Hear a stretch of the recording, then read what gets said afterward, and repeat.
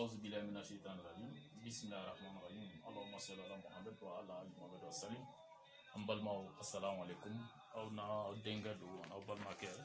شيخ شريف أيدارا جورنال واتي نوري سيغلان ويب ماكو نيو نيمواي journal wati hebdomadaire d'information générale Bamako bi ni alaka jey ana balmake na ñogon soro ñu Cheikh Youssouf Ba ale Zawiya CCGT donc ale o ñamogo di dati le 11 7e mois 2020 le 11 7e mois 2020 et c'est là ana balmake Cheikh Youssouf Ba Zawiya CCGT comité culturel de la génération des trois testaments ale o ñamogo yana ngadu barola أما إنا فقط السلام عليكم. لا إله إلا الله لا إله إلا الله لا إله إلا الله لا إله إلا الله لا إله إلا الله لا إله إلا الله لا إله إلا الله لا إله إلا الله اللهم صل على سيدنا محمد صلاة تنجينا بها من جميع الأحوال والآفات وتقضي لنا بها جميع الحاجات. الحمد لله رب العالمين. السلام عليكم شيخ. وعليكم السلام. الحمد لله رب العالمين. ببرو. نعم. ni ala ka jaye. إن شاء الله. An bɛ fɛ ka kuma la ilaha illallah kan. Kuma min mɔgɔw b'a fɔ caman b'a nafa fɔ dɔw bɛ dɔ fɔ a la dɔw bɛ olu bɛ siran ka kuma kan dɔw yɛrɛ b'a kɛ nafa t'a la komi anw bɛ e don a kan a mɛnna i sabatira a kan donc an tɛna fɔ a ye nafa minnu lase an tɛna o ɲininka o la an bɛ fɛ k'i ɲininka min na valeur jumɛn b'a la n'a kɔrɔ yɛrɛ jumɛn ye a kɔrɔ ani nafa min bɛ la ilaha illallah yɛrɛ kan la n'i bɛ se ka dɔɔni fɔ an ye o kan. الحمد لله رب العالمين أمنا دو لا إله إلا الله كنو ولا شربك عن كنا بين فوق صبح إيكا أم ما جننا كنا أم برنيويا دينك أيوا جوسم كم باولا برام في أم كنو عني بارو دوك أم بيفنا على هذه السجرة كنا أملك أيوا نيوم بارو دينك كولا donc la ilaha illallah mi ni yenyi ngalikala amba fongo yenyi ngalike fonga yenyi ngalike dina era jusigila la ilaha illallah ode dina era sipasimani ale era de fiziki ni dina sigilembaka la ilaha illallah depuis ala era madani ke la ilaha illallah ala iradala depuis amadani ke abale irada Allahu akbar donc la ilaha illallah te kukurate ala kula sabu qur'ana kono ibn nayi ala ba ko la ilaha illa ana masa shiti batu masa chanama minete donc o be fo wati mina o ya so dani o mata sangulote dugukolote mate hadamadeyama donc la ilaha illallah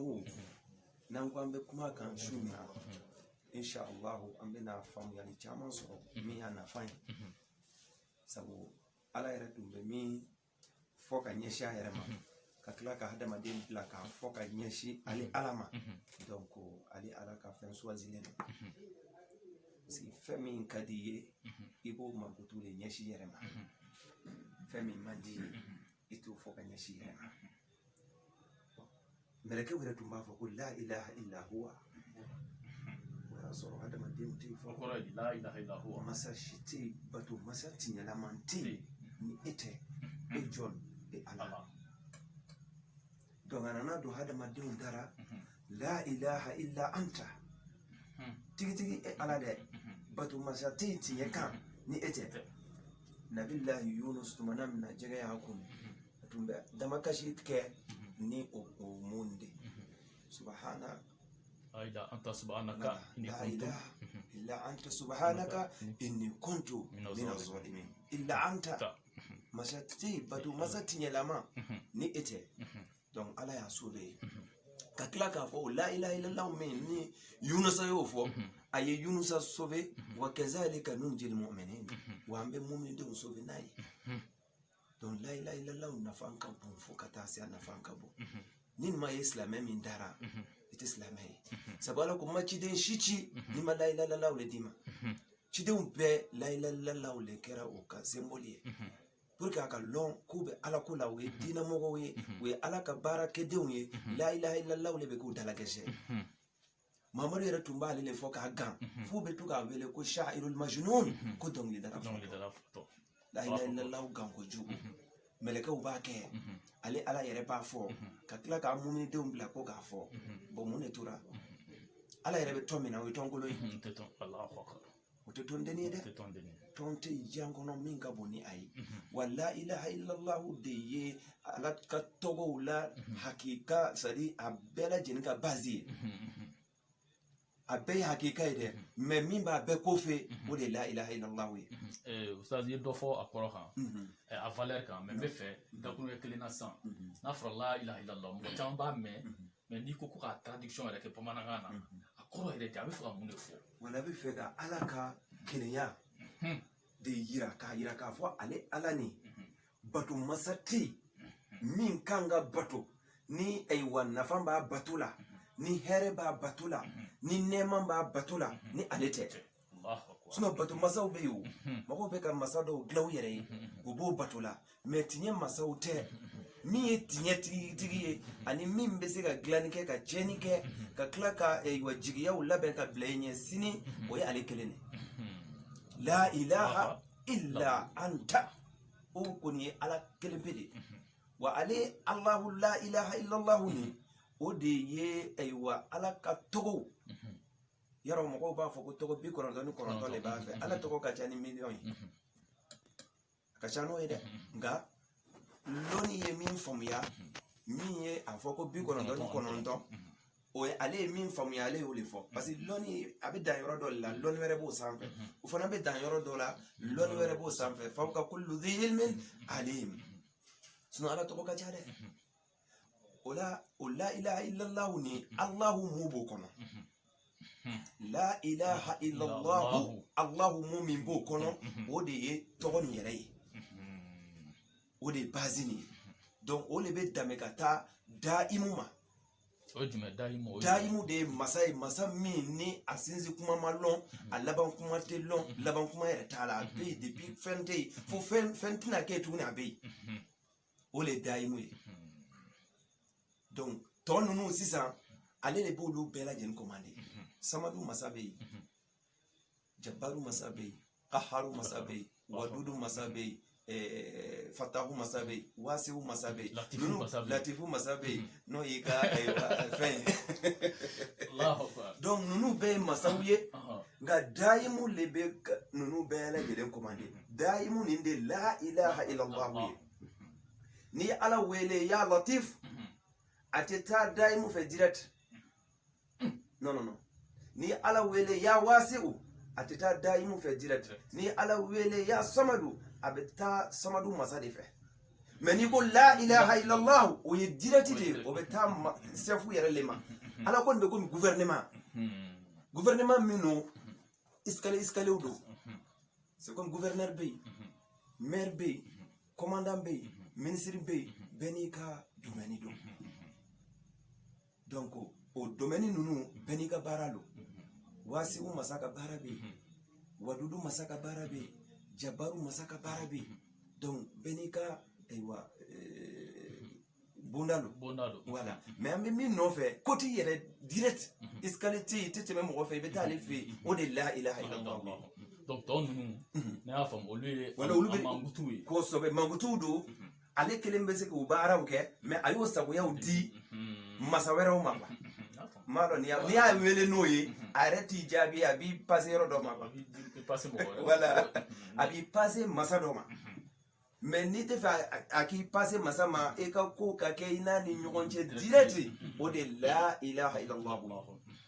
Allahu min b'a kɔnɔna na o de ye base yɛrɛ ye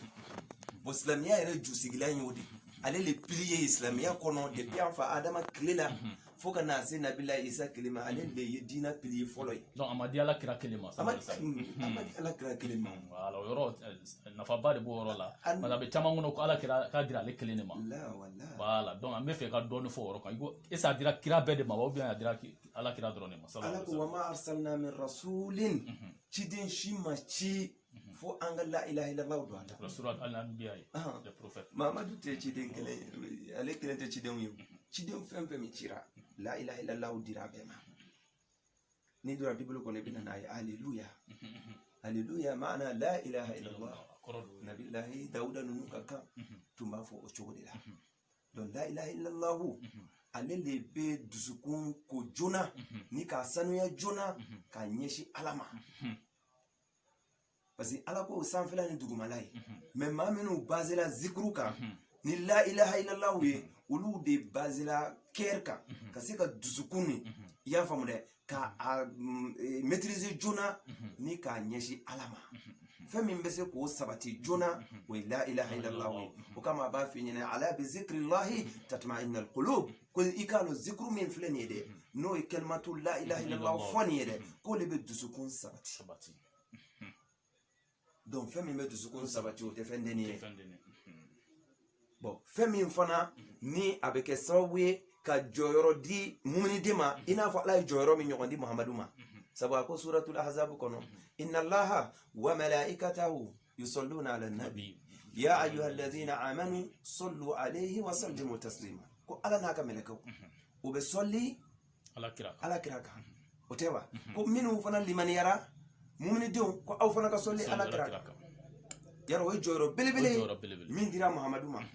o jɔyɔrɔ kelen ni ala tilara k'a segin k'a di muminidenw ma minnu bɛ zikuru kɛ minnu bɛ kalimatu la ilaha illallah nin fɔ ala tilara ka segin k'a d'u ma a ko ma huwa allazi yusalli alaykum wa malaikatahu liyukhrijakum min az-zulumati ila an-nur wa kana bil mu'minina rahima o bɛ suratul ahzab kelen kɔnɔ jɔyɔrɔ ba min dira muhamadu ma dɛ ne min kɛra la ilaha illallah fɔbaga ye k'i nɔrɔ a la ko e b'o fana e fana b'o jɔyɔrɔ kelen sɔrɔ i tɛ kira ye i tɛ nabi ɲuman ye mais ala bɛ i ka limaniya n'i ka zikuru limaniya kɔfɛ n'i bɛ zikuru ninnu kɛ ka ala mankutu nin kɛ ko mɛlɛkɛw olu fana bɛ dugawu kɛ k'a ɲini ala fɛ ala ka ayiwa hinɛ ni nɛɛma k'i ye wa ale ala yɛrɛ fana a bɛ sɔli i kan verset a bɛ kuranɛ le kɔnɔ suratul ahzab an b'a filɛ n'o ye 33 verset 43 donc n'an ko an b'a nafa fɔ a nafa ka bon fo ka tɛmɛ a kɛbagaw kana fari faga u ka dɔ fara u ka la ilaha illallah fo kan la ilaha illallah bɛ adamaden sɔ don ala la a b'i gɛrɛ i tigɛ ala la a b'i dusukun de latravailler pour que i ka se ka ala ye i ka ala faamu joona sabu ala ɲinibagaw ka ala ɲini cogo tɛ kelen ye dɔw bɛ ala ɲini ni sanfɛla baaraw ye mais minnu b'a ɲini dusukun na kɛr la olu ka sira ka surun kojugu olu ka ala sɔrɔ ka teli wa olu ka ayiwa ala faamuya a ka teli o kama i bɛ mɔgɔ dɔw ye u b'u yɛrɛ tigɛ mɔgɔw la ka taa kungo kɔnɔ ala ɲini kama donc u bɛ fɛ ka dusukun de labaara ustaz ba n bɛ fɛ ka ɲininka yɔrɔ dɔ fana la est ce que mɔgɔ an bɛ ka minnu fɔ o bɛ dusukun nɔrɔ la ilaha illallah a bɛ dusukun nɔrɔ a ka ɲi kosɛbɛ a bɛ i gɛrɛ ala la lahara ɲiniw na bon diɲɛ ta dun est ce que ni mɔgɔ garisɛgɛ ko la est ce que la ilaha illallah bɛ se ka ko dɔ k'o yɔrɔ la la ilaha illallah ma dɛsɛ foyi la parce que a ko a ma cogo di muhamadu ko ni mɔgɔw ye ɲininka iza sa'alaka ibadi anni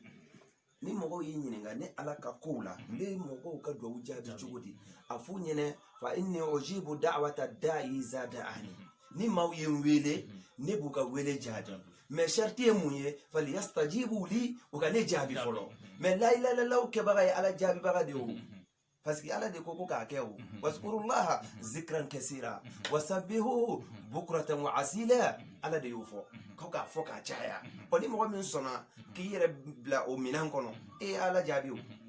ni mɔgɔ min sɔnna sɔgɔmada fɛ ka fara mɔgɔw kan ka to ka zikuru kɛ wula fɛ ka fara mɔgɔw kan ka to ka zikuru kɛ sabu a fɔra mamadu yɛrɛ fana k'a ka sabari ka fara mɔgɔw kan minnu bɛ zikuru kɛ wasbir nafsaka ma'a allazina yad'una rabbahum bil ghadati wal ashi ko mamadu ka sabari ka fara o kan zikuru ni a kɛli gɛlɛyaba de b'a la parce que mɔgɔ min bɛ se ka kari a ninkun kɔ ka soli kana fara mɔgɔw ka minnu bɛ zikuru kɛ ani ka teliya wulada fɛ kana fara mɔgɔw ka min bɛ zikuru kɛ ko ɲɔgɔn tɛ o kama ala bɛ Mahamadu ladi n'a ye tuma min na k'a ka sabari a ka fara o kan donc a nafa ka bon fo ka taa tɛmɛ diɲɛ yɛrɛ kɔnɔ a bɛ kɛ sababu ye i ka duwawu bɛ jaabi parce que ko i ye ala jaabi ala y'i wele i ye ala jaabi o ko n'i ye ala jaabi ko ala fana b'i jaabi parce que ala kan k'a fɔ ne y'a fɔ voilà donc a b'i jaabi voilà a b'i jaabi a nafaw depuis diɲɛ na a daw bɛ yen et puis a bɛ kɛ sababu ye k'i hakili sigi k'i lafiya parce que mɔgɔw bolo ko nafolo sɔrɔ caman o de bɛ ni lafiya walima i ka jɔyɔrɔ sɔrɔ i bɛ min ɲini na diɲɛ kɔnɔ mɔgɔw fɛ o de bɛ ni lafiya la nin si tɛ ni lafiya miliyari tɛ ni lafiya masaya tɛ ni lafiya bɛɛ n'i ka kamanagan sigilen don mais limaniya min ni dusukun bɛ sabati n'a ye limaniya tiɲɛlama o de bɛ ni lafiya ala yɛrɛ b'a fɔ kuranɛ kɔnɔ ko minnu t'ale wele olu tɔɔrɔlen don kuma bɛɛ voilà u degulen don kuma bɛɛ bon e lafiyalen don i dusukun lafiyalen don mais i bɛ taa sɔrɔ i ka tilera ye to de côté yɔrɔ de côté ba yɛrɛ ko naji t'a la naani to mais i dusukun lafiyalen dɔ ta ye 3 côté 4 côté mais moyen t'a la a sigilen bɛ wɔsi kilimu kɔrɔ donc an ka layilalalaw ni an ka tintinya kan fɛn ba don fɛn min n'a bɛ an ka diɲɛ dilan kan ka lahara dilan a b'a fila bɛɛ dilan layilalalaw tun dira Musa ma a ka diɲɛ laɲiniw na ani ala ni ɲɔgɔn cɛ n'i bɛna ne wele hamina o hamina na i b'o le fɔ n'i y'o fɔ ne bɛna laɲini ni sabati mais ani ala ka bila ɲɔgɔn na kamanagan dɔ ye Musa sɔrɔ Musa taara wa laɲini ni demande ka sɔrɔ a ma layilalalaw fɔ o de ye Musa ni ala bila ɲɔgɔn na sabu bere kun dira a ma ما بيمينك يا موسى قال هي عصاي أتوكأ بها وأعص بها على غنمي ولي فيها مآرب أخرى ويعني نكاكو بريني جمي كو ألي با ما كنيو chaman gla ala haju chaman ba le bolo aba ka biga ungenai donc ala sɔrɔla ka fa ni bere min filɛ ni laɲini min b'i la i kamana gana ni ko dɔ ye ni mako bɛ a la ni ala makutu fɔlɔ ni kalimatu la ilaha illallah mankutu ni ye mankutu i ka bere ni kɛ ka fara gosi walima i k'a kɛ ka yiri gosi ni y'a gosi i bɛ fɛn min nɔfɛ n b'o poyi ka b'o yɔrɔ la ala kelen k'a ci ka taa fara ɲɔgɔn kan a ko a kana ɲinɛ k'an wele wala aw kana ɲinɛ aw kana aw saliya wala taliya zikiri aw kana saliya ne ka zikuru la donc zikuru ni ye fɛnba de ye i m'a ye donc ale ni Musa n'an ko an bɛ don histoire kɔnɔ a ka jan mais tout court n b'a surunya Musa nana ala wele ni laɲini dɔ ye a ɲinɛna ka kɛlima nin fɔ a ɲinɛnen ka kɛlima fɔ laɲini sɔrɔla koyi mais o kɔfɛ ala y'a jalaki o jalaki ala y'o tajuru sara kɛ Musa bi min ni ye baara nin kɛ an ma bɛn min kan n'o ye kana laɲini foyi kɛ ni ma ne mankutu e nana laɲini kɛ i ma ne mankutu o la Musa i labɛn bi i ka t'i sara i ka cɛkɔrɔbaw la sini i ka taa kulu yɛlɛyɔrɔ la n bɛ nin minɛ mun kama k'a ma kɛlimatu fɔ u ka bɛnkan kɔnɔna na donc la ilaha illallah c'est à dire a bɛ jɔyɔrɔ min na ala bolo a jɔyɔrɔ ka bon fo ka dama tɛmɛ dɔnnibaga ko fɛnɛ ko labila Musa kun y'a ɲini ala fɛ a ka tɔgɔ wɛrɛ di a ma a bɛ se k'o fɔ cogo min ala y'a jira ala ka ko foyi tɛ la ilaha illallah kan fɛn t'o kan o la ilaha illallah nin sa ni ne y'a tɛ baara kɛ i dusukun na limaniya yɛrɛ de ma sigi fɔlɔ ni limaniya sigila la ilaha illallah bɛ ko bɛɛ dilan akila karamɔgɔ bɛ se ka sura yɔrɔ kalan voilà i bɛ sura nin kalan n'o ye suratul azab verset 33 verset 43 louez-les matin et soir. Allah dit quoi, 43. C'est lui qui étend sa bénédiction sur vous, ainsi que ses anges, pour vous faire sortir des ténèbres vers la lumière. Il est miséricordieux envers les croyants. Surah 33, verset 43. Ala bɛ sɔli jɔnw kan a bɛ sɔli aw kan a n'a ka mɛlɛkɛw walasa ka aw bɔ dibi la ni ka aw bila yeelen na ko o koɲɛ nin o kɛra muminidenw ye ala kɛra muminidenw ye hinɛ ye bon a sanfɛ verset bɛ mun de fɔ an ɲɛna min bɛ a sanfɛ louez-les matin et soir. Voilà. An ka ala wele mankutu sɔgɔma ani wula donc o kɛbagaw ka sara de ye nin ye n'aw sɔnna o ma ala bɛ sɔli aw kan mɛlɛkɛw bɛ sɔli aw kan k'a ɲini ala fɛ ala k'aw bɔ dibi la ni ka aw bila yeelen na donc ala kɛra muminidenw ma hinɛ masa ye sabu ala ka hinɛ fɛn min b'a to o bɛ sɔrɔ parce que n'a fɔra ko ala sɔlila an kan o kɔrɔ ye ko ala y'a ka hinɛ ɲɛsin an ma parce que ala bina na fa ɲɛnɛ n'ale ka hinɛ yɛrɛ tɛ an tɛna se ka alijinɛ sɔrɔ wala ale ka hinɛ sinon an tɛ alijinɛ sɔrɔ an bɛ n'o ye suran jumɛn kɔnɔ suran 44 n'o ye dukhan o verset 42 yawma la yughni mawlan anil mawla ko don bɛna na se jigiya tɛ se ka jigiya bɔbolora o lon bɛ yen foyi kelenna wala hum yanfuruna dɛmɛ tɛ bɔ fan si k'a fɔ k'i bɛ mɔgɔ dɔ bɔbolora illa man rahimallah fo ala ka hinɛ ni ala ka hinɛ yɛrɛ tɛ mɔgɔ tɛ bɔ bolo la innahu wal azizur rahim ko ala de ye masa girin ye ale de ye hinɛ masa ye mais a ko a bɛ sɔli an kan verset dɔn kɔnɔna na a sɔli nin kɔrɔ ye a b'a ka hinɛ ɲɛsin an ma donc o b'a jira k'a fɔ jaga jaga an bɛ kisi sɔrɔ ni ala ka hinɛ de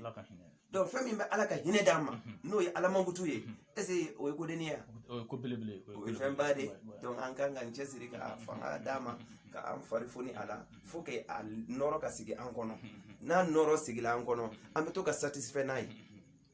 an bɛ wasa n'a ye tuma o tuma a b'an dusukun lafiya mais n'i y'a ye hali bi a b'i degun a b'i tɔɔrɔ a kɛli b'i gêner hali bi i ma kɛ ayiwa minɛbaga ye pour que k'i ka kuma sɔn di la hali jɛgɛ kelen ka nabila Yunus kɔnɔ a ye la ilaha anta subhana fɔ ala tila k'a fɔ yɔrɔ dɔ la tun ko n'a y'a sɔrɔ a tun tɛ a fɔbaga kɔrɔ ye k'a tun bɛ to jɛgɛ kɔnɔ fo sini lahara don ala yɛrɛ y'o fɔ donc o yɛrɛ kan ka mɔgɔ encourager ala la kosɛbɛ donc ala wele a nafa tɛ se fɔ ka ban maintenant ni la ilaha illallah fɔra an hakili bɛ jigin tidaniya la n'a fɔra la ilaha illallah dɔw yɛrɛ bɛ n'u ye a bɛ i bɛ ka la ilaha illallah fɔ dɔrɔn u b'a fɔ k'i ye tidaniya i y'a sɔrɔ i bɛ taa tɔrika dɔ la kɛrɛnkɛrɛnnenya tidaniya bon i bɛ se ka dɔɔni fɔ an ye tidaniya historique kan wa tidaniya yɛrɛ jumɛn a nana cogo di dama dama inchallah bon mɔgɔw ye ko nin ta k'a kɛ tidaniya ko ye sinon nin ko nin tɛ tidaniya ko ye dɛ komi n daminɛna kotigi yɛrɛ bolo o tɛ tidaniya ta ye dɛ parce que tidani ye mɔgɔ dɔ le Cheikh Ahmed Tidjani Algérie kan a ye a ka denmisɛnniyaw bɛ kɛ Algérie ka na a ka kow laban Maroc ale ka sanga tɛmɛlen sisan an b'a génération sabanan daminɛ de la mais la ilaha illallah bɛ ka bonya don ka kɔn kira yɛrɛ ɲɛ kira tɛmɛlen kira ka ayiwa hijira ni bi an filɛ san 1441 na 41 na yɔrɔ o ka jan dɛ mais Cheikh Ahmadu Tidjani ka diɲɛ farali ka se bi ma an filɛ san 205 de la donc ka kɔn ɲɛ astafurulayi kun bɛ yen astafurulayi dira nabilayi nuhu ma a kumana ka mɔgɔw fɛ gundo ni bange la istaghfiru rabbakum yursilu ilaykum samaa midrara a y'a ɲini ala ka yafa aw ma donc astafurulayi tun bɛ yen ni Tidjani y'a filɛ fɛn saba ni a sigin b'o le kan astafurullah la ilaha illallah salatu ala nabi a sigilen b'o le kan donc Cheikh Ahmad Tidjani y'a sɔrɔ nin bɛɛ bɛ yen inna allaha wa malaikatahu yusalluna ala nabi o tɛ wa o bɛ yen wa ciden o ciden fana cira la ilaha illallah dir'o ma depuis an fa adama la ilaha illallah dira ma ni dora tawrata kɔnɔ ko ala ye la ilaha illallah di adama ma ko a ka to k'o de fɔ ko a bɛ nana lɔnni sɔrɔ o kɔnɔ ka garisɛgɛ sɔrɔ o sababu la k'a ka ɲinifɛnw sɔrɔ o sababu la ka hakili diya o sababu la k'a ka laɲiniw d'a ma o sababu la k'a ka to k'o de fɔ donc o la ilaha illallah nin dun kɛra adama kɔlɔsibaga ye wa adama nana to ka fari faga fɔli de la sitana sela ka gɛrɛ a la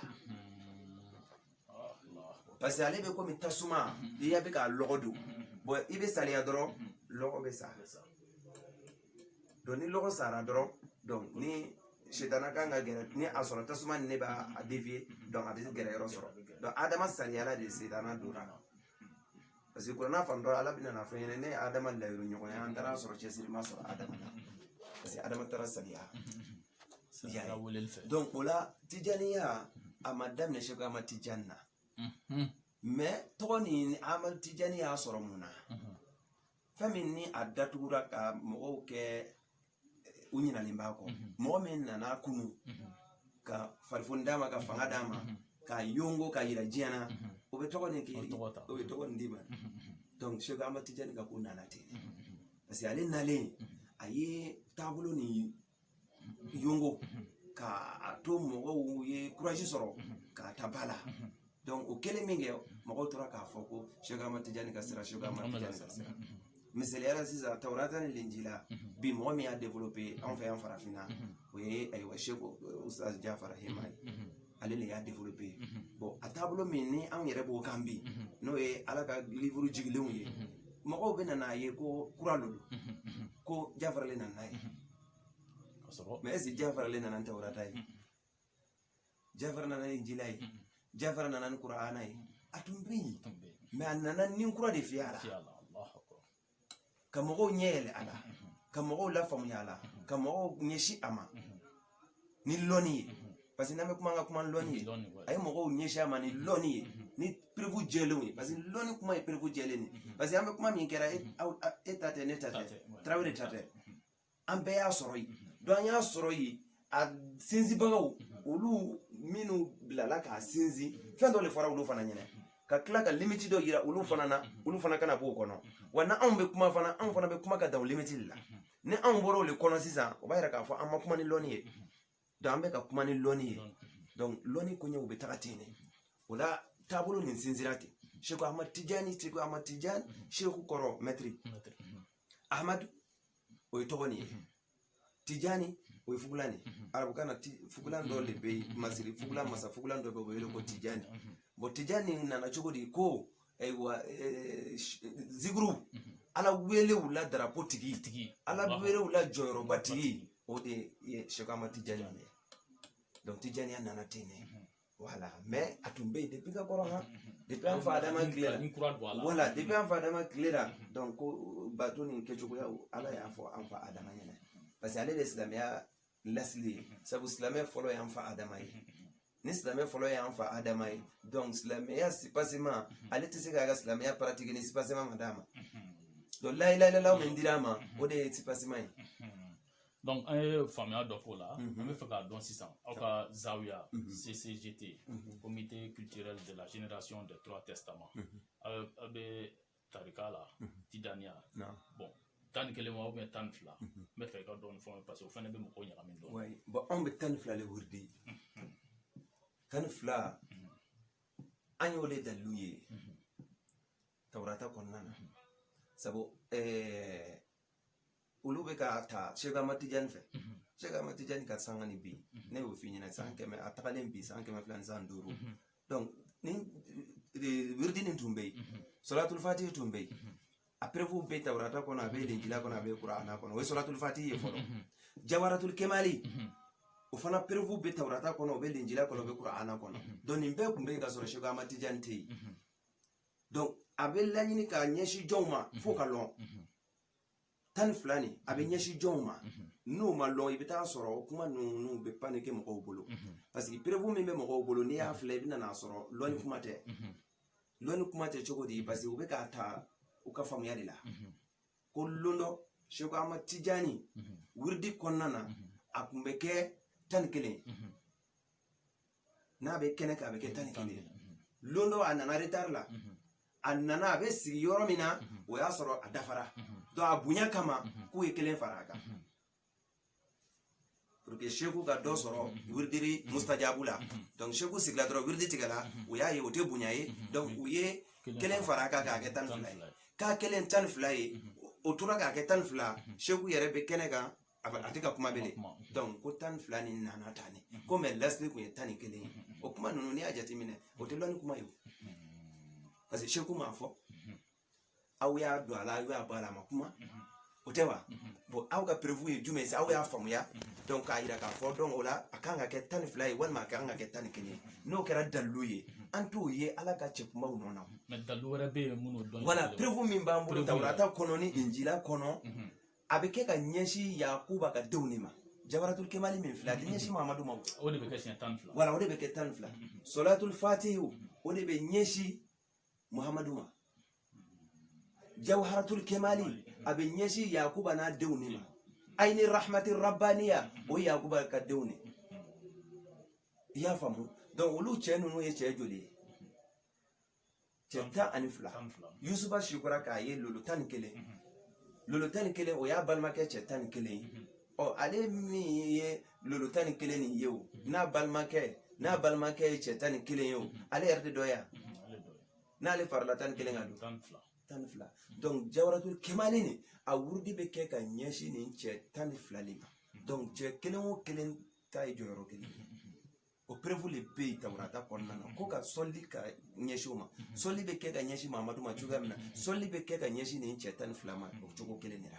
o bɛɛ kelen kelen n'u ka jɔyɔrɔ don donc prévu ye lɔnni kuma ye donc anw bɛ baara kɛ n'o ye anw tɛ baara kɛ ko Seku Amadu Tijani nalen k'u y'a kɛ 12 ye dɛ non non non anw ka prévu t'o ye dɛ an ka prévu ye depuis lasili la depuis lasili la Yusufu ye sogo min kɛ balimacɛ 12 nin ka tila k'a yira an na précisément Taurata kɔnɔna na ko an ka hinɛ ɲini ni nɛɛma ɲini i n'a fɔ a ko an ka hinɛ ɲini ni nɛɛma ɲini kɛ ka ɲɛsin Mamadu ma cogoya min na ko an ka hinɛ ɲini ni nɛɛma ɲini kɛ ka ɲɛsin nin cɛ 12 ma parce que Yakuba denw ye 12 voilà Yakuba denw ye Yusufu ye sogo min lolo 11 voilà donc n'ale yɛrɛ fara l'o kan sisan a bɛ kɛ 12 a bɛ kɛ 12 donc an ka dalilu bɛ o yɔrɔ de la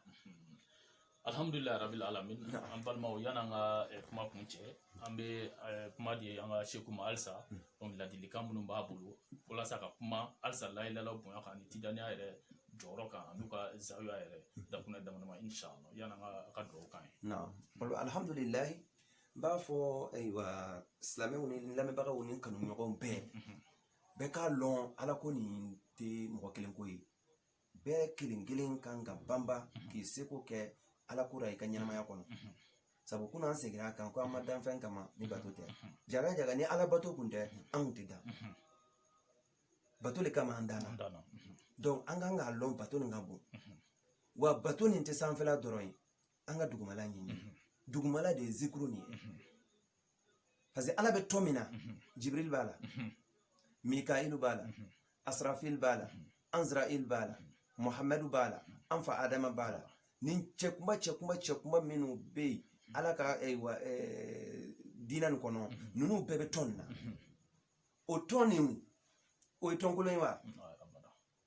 ala yɛrɛ b'a la donc n'o ma kɛ tɔnkolon ye ka tila k'a laɲini ko muminidenw ka don a la ya ayyuhallazina amanu aw fana sallu alayhi wa sallimu taslima donc an ka banba ka tɔn nin matarafa astaghfirullah fɔ o tɛ bida ye yarɔ dɔw bɛ ka a faamuya k'o ye ko kura ye diinɛ na ko astaghfirullah fɔ min filɛ nin ani an bɛ sɔli minnu kɛ ani zikuru minnu kɛ ani an bɛ fini min bi k'o ye bida ye k'a sɔrɔ ne bɛ a laɲini u fɛ yanni u ka ko la gosi u k'a ɲɛɲini ala yɛrɛ b'o fɔ an ɲɛna wala takfu ma laysa laka bihi ilmun fɛn min lɔnni t'i la i ka n'i da don a la astaghfirullah fɔ ala yɛrɛ k'an k'o kɛ n'o kɛra a b'an ka jurumu yafa n ko jurumu de bɛ ala ni adamaden ni ala bila ɲɔgɔn pour que ka kuma a bɛ sura nuhum yɛrɛ kɔnɔ voilà a bila nuhum y'a fɔ istaghfiru rabbakum 71 istaghfiru rabbakum yursilu alaykum as-samaa midrara den d'aw ma a bɛ nakɔ foro d'aw ma a bɛ hɛrɛw kan c'est ça donc o la astaghfirullah kɛ sunna tɛ o fardalu wajibu bilen no cɛ o cɛ bana ka astaghfirullah kɛ kana siga ni ayiwa i ka jahanama don ye kelen la ilaha illallah fɔ cɛ o cɛ bana k'a fɔ kana siga ni ka jahanama don ye wa k'a fɔ fitini fana o tɛ ala y'a fɔ fo k'a fɔ ka caya de parce que a ye fitini lagosi a ko mɔgɔ dɔw bɛ mɔgɔw la a ko olu ye munafikiw le iza qamu ila salata qamu kusala wala yazkuruna allaha illa qalila ko mɔgɔw n'u wulila u bɛ nana seliw ni saliya de bɛ wuli wa u tɛ ala mankutu fɔ fitini donc b'a yira k'a fɔ fitini nin tɛ laɲini ye f'a ka caya de o fana bɛ kɔrɔ alazabu kɔnɔ o bɛ voilà et à de façon abondante appelez-moi de façon fréquente ou bien abondante donc o la a laɲinina ko ka caya de donc ala ko fɛn min ka caya ne m'o caya e kɔni ma ala ka cifɔlen kɛ o donc o la layilayilaw a lɔn o ye wajibu ye bɛɛ ma ka layilayilaw fɔ ka caya wajibu lo bɛɛ ma ka sɔli kira kan wajibu lo bɛɛ ma mais tijaniya bi encadré le ka programme d'i ma ka classé k'a d'i ma i kan k'a kɛ sanga minnu na ani i kan k'a kɛ nombre minnu na a tɛ komi n'i m'a ta tijaniya mɔgɔw ka dabada ma o tɛ kɛ sababu ye kɛ i kɛ ala mɔgɔ ye dɛ i bɛ kɛ ala mɔgɔ ye dɛ mais mɔgɔ min kɔni ɲɛ ko la o le bɛ ko nin yɛlɛn ka tɛmɛ i kan o le b'a fɔ tɛmɛ nin fɛ mais n'i y'a ta i yɛrɛ ma tuma dɔ i bɛ se ka taa ŋaɲa na parce que fɛn min don a bɛ dusukun de labaara bon fɛn min bɛ dusukun labaara a kan ka kɛ ayiwa wasila b'i bolo sabu ala b'a fɔ an ka siraw minɛ ɲɔgɔn bolo wabtagu ilayhi wasila kana wuli ten k'a ta i yɛrɛ ma donc i ka banba tuguɲɔgɔnya lo a nana ten ne donc minnu bɛ i ɲɛfɛ a la i bɛ gɛrɛ o la olu b'i bilasira parce que fɛn min no dusukunna ko lo sitana bɛ se ka i marasa a bɛ se ka siko dɔw la i kɔrɔ k'a yɛrɛ kɛ ayiwa fɛn dɔw ye alamɔgɔ dɔ ye ka sira dɔw don i kɔrɔ sira minnu bɛ kɛ sababu ye ka i bila ala tanamako la donc i b'o caman ye sufiw la mɔgɔ minnu y'u ka sufiya ju tigɛ u yɛrɛ ye ten directement comme ça ka sin k'u ka ko faamu u yɛrɛ ye ten u bɛ kibaruya dɔw kɛ ten u bɛ sin k'a ye olu ye siko min kɛ ala de y'olu la siko wa olu ye min kɛ a fɔra k'olu ka min kɛ f'o k'o kɛ tuma dɔw a bɛ fɔ i ka fɛn dɔ kɛ i bɛ taa sɔrɔ a bɛ don ala tana na mais e bolo komi e sugora e bolo e b'o cantigɛ i yɛrɛ ye donc o kama a fili bɛ tijaniya mɔgɔw sɔrɔ ka caya ani sufi bolow kan a bɛ mɔgɔw sɔrɔ ka caya foyi tɛ na n'o ye i ma sɔn ka wasila nin minɛ parce que ala ko i ka sira minɛ e ma sɔn ka sira minɛ depuis yɔrɔ la e ye ala sɔsɔ voilà depuis yɔrɔ la e ye ala sɔsɔ donc ne ye ala sɔsɔ ka ban i bɛ taa fɛn fɛn min sɔrɔ a kɔnɔ sisan tuma dɔ o bɛ i coron ka taga le i y'a faamu donc o la an ka faamuya di mɔgɔw ma nin tijaniya sira nin bɛɛ ka banba tijani ta tɛ ala yɛrɛ le ka fɔlen don kur'ana kɔnɔ taurata kɔnɔ linjila kɔnɔ depuis en lasli a bɛ yen o la bɛɛ ka banba k'i yɛrɛ encadrer k'i yɛrɛ don a da nin fɛ n'i bɛ ala ɲini na dɛ n'i bana ka don nin tɔn na karamɔgɔkɛ i ka n'i jigila alinɛ kan ka n'i jigila alinɛ kan siga ala le ko ka kɛ o ne ye ala sɔsɔ i tɛ kisi don ala sɔsɔbaga kɔni tɛ kisi ala ko min ka kɛ ne ma sɔn k'a kɛ i bɛ jigila ala ka nɛɛma kan cogo di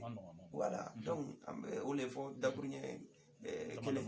k'a yira mɔgɔw la tijaniya sira nin sira don min b'an sama joona k'an se ala ma wa fɛn min fana fɔni b'a kɔnɔ farida lo sunna tɛ a wajibiyalen b'an bɛɛ kan n'i m'a kɛ i ni ala bɛ ɲɔgɔn na alhamdulilayi rabil alamin an balimaw ani an balimakɛ tun ye baro la bi n'o ye Cheikh Yusuf Ba Zawiya CGT comité culturel de la génération des trois testaments Zawiya bɛ Sikaso aw denkɛ yɛrɛ tun y'o Cheikh Sherif Aidara journal waati o ɲɛmɔgɔ don bi tun ye le 11 inchallah le 11 septembre mois 2020 Sikaso an nana ka baro kɛ an balimakɛ fɛ mais yan'an ka tila sa an b'a ɲini a fɛ kuma laban o ka kɛ duwawu ye an y'a daminɛ ni duwawu ye an bɛ fɛ fana ka laban duwawu ye inchallah fo n'a sɔrɔ laban dɔ b'a yɛrɛ bolo inchallah wala an balimakɛ Sherif Aidara an b'i yɛrɛ fo ka duwawu ɲini i fɛ inchallah parce que duwawu tɛ minɛ da kelen na duwawu tɛ minɛ da kelen na an fana bɛ dɔɔni cɛsiri ala ko la mɔgɔ minnu ye cɛsiribagaw ye olu ka kumakanw tɛ bin ala yɔrɔ an fana bɛ duwawu ɲini i fɛ labanko ɲumanya min ni an bɛɛ lajɛlen jɛnnen bɛ a la k'a ɲini ala fɛ ala k'o k'an bɛɛ ye sini kɛnɛya bɛ ala bolo ala k'o kalifa an ma an ka denbaya ta fanga yarabi ala k'o don an na ala kana ayiwa an gulo maa la ala ka maaw gulo an na ala k'an se o kɔrɔ k'a ɲini ala fɛ yɛrɛ bonya o ye sitana halaki ala k'an kisi yɛrɛ bonya ma ala k'an kisi yɛrɛ bonya ma ala k'an kisi kaban yɛrɛ la ala m'an kisi o la an b'a ɲini masani fɛ ale min ye ayiwa cidenw choisi ka tila ka sira ɲuman di o ma ala ka hakili ɲuman di an ma ka sira nin fana jɛya an ɲɛkɔrɔ cogo min na an bɛ se ka an yɛrɛ tɔrɔkɔtɔ ala ka sira nin kan ka kɔn an ka waatiw ɲɛ sabu waati man jan koyi waati kunkurunin de bɛ bɛɛ bolo diɲɛ yɛrɛ ye waati kunkurunin ye diɲɛ mumɛ sanganin don o sanganin nin kɔnɔ sanga fitinin dɔ le fana mɔrɔsɔn dɔ le bɔni bɛ ka di an ma ni an sina ka y'an sera so an ma se so donc an k'an jija an ka ɲɛnamaya nin kun ye min ye ko wale n'o ye ala ɲini ye ala ka limaniya di an ma an b'a fɔ allahumma salli ala sayidina muhammad صلاة تملأ الأرش وما حوله وتهول بيننا وبين الشر ومن نواه صلاة تنجينا بها من جميع الأحوال والآفات وتقضي لنا بها جميع الحاجات